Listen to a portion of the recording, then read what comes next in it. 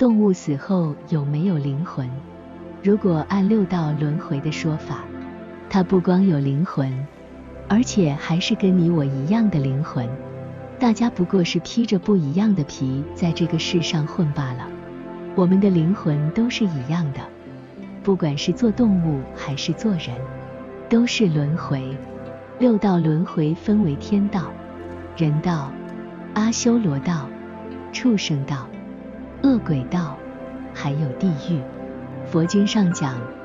六道众生都是在不停轮回，死后要再投生，根据生前或者前世做的善恶多少，决定投生的去向。积德行善的死后投生到天上、阿修罗、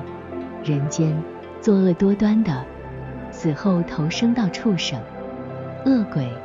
地狱中受苦。相传动物死后由牛头马面接引，根据业力重新投胎，或为人，或再次投胎为动物。如果你相信人死变鬼，按照佛教轮回说，任何有情众生及人和动物死后，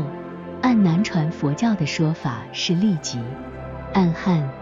藏传佛教的说法是经过最多49天的中阴身状态后，转生六道中的一道。人或畜生，或天人，或受苦的鬼，或在地狱里受苦，或变成阿修罗等有神通的鬼。所以变鬼和进地狱完全是两码事。鬼即使在地狱里也是工作鬼缘，在地狱里受苦的是最深。人有灵魂，死后变成鬼魂，住在地下，或有时也可以溜达到人间，并可影响人。如果按这种说法，动物死后就有两种可能性：如果动物也有灵魂，则动物也变鬼；还有一些比较极端的认为植物也有灵魂，如果动物没有灵魂，则动物死了就死了，什么也不变。还有的认为部分人或其他东西可以变成鬼，如意念强的、精神强大的、活得特别长的、活着时修行的等等。